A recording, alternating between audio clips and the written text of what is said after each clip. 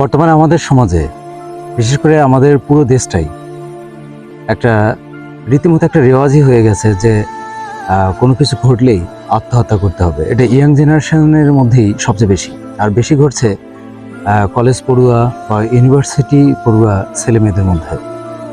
এরা যখনই ব্রেকআপ হচ্ছে তাদের রিলেশনের মাঝে, বা পিতামাতা বা ভাই বোন বা যে কোনো একটা রিলেশনের মাধ্যমে মধ্যে যখন কোনো একটা প্রবলেম ঘটছে, তখনই তারা এই পৃথিবী থেকে বিদায় নেওয়ার চেষ্টা করছে আত্মহত্যার মাধ্যমে।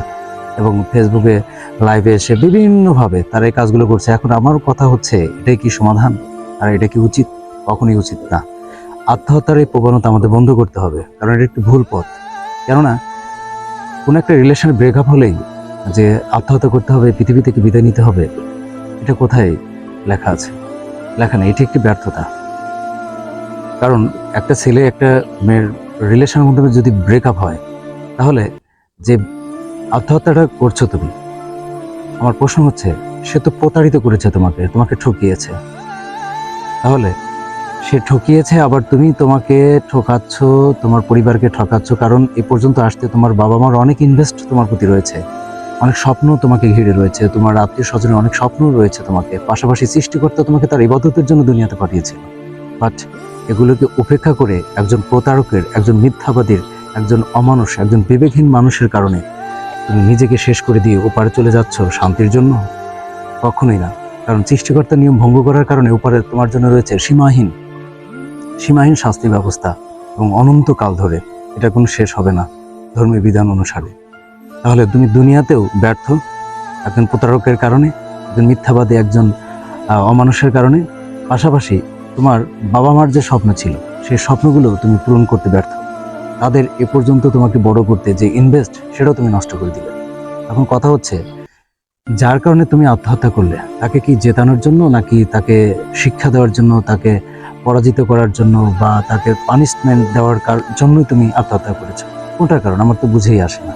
কারণ যে তোমাকে ঠকালো, যে মানুষটা তোমার সাথে ওয়াদা ভঙ্গ করলো, কথা ভঙ্গ করলো, প্রতারিত করলো তোমাকে, তাহলে সেই মানুষটাকে জিতিয়ে দিয়ে যে তুমি আত্মহত্যা করলে, তাহলে এই আত্মহত্যার কারণে সে কিন্তু পৃথিবীতেই টিকে রইল, তার অবস্থান।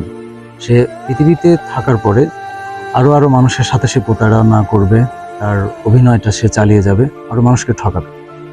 তাহলে এখানে কথা হচ্ছে যে তাকে জিতিয়ে দিয়ে, তাকে টিকিয়ে রেখে তুমি পৃথিবী থেকে বিদায় নেওয়ার মানেটা কি? তুমি পুরোপুরি একজন বোকার রাজ্যে বসবাস করছো। খেয়াল করে দেখো।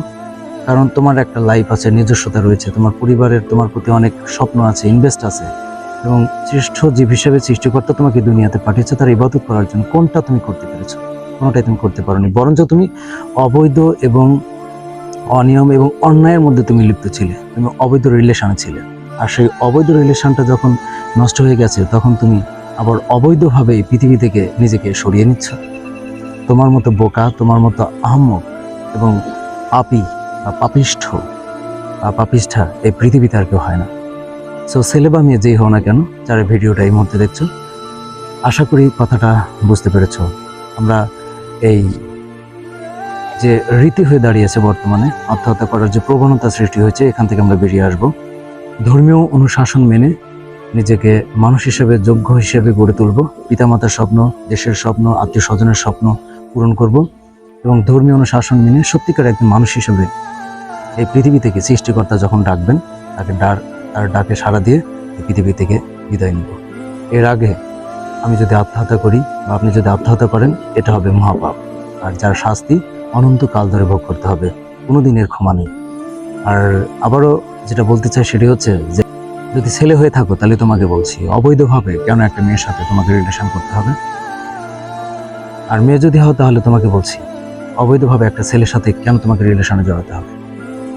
আর সেখানে প্রবলেম ঘটবে, আর তোমার বাবা মা, আত্মীয় স্বজন এত কষ্ট করে তোমাকে তিলে তিলে, কত রাত নির্ঘুম কাটিয়ে, কত কষ্টের টাকা দিয়ে তোমাকে এত দূর পর্যন্ত এনেছে, আর তাদের আশার মুখে ছাই ঢেলে তুমি পৃথিবী থেকে চলে যাবে? ভেবেছ জিতে গেলে? জিতে যাওনি, বেঁচেও যায়নি। অনন্তকালের জন্য জাহান্নামের শাস্তি উপভোগ করার শুরু করলে মাত্র, যার কোনদিন শেষ নেই। বিশ্বাস না হলে তুমি যে ধর্মেরই হও না কেন, জেনে নিও। আশা করি এই সতর্কবাণী থেকে আমরা এই আত্মহত্যার মতো জঘন্যতম কাজ থেকে বেরিয়ে আসতে পারব। সবার জন্য শুভকামনা। সবাই ভালো থাকবেন, সুন্দর থাকবেন, নিরাপদ থাকবেন। আল্লাহ হাফেজ।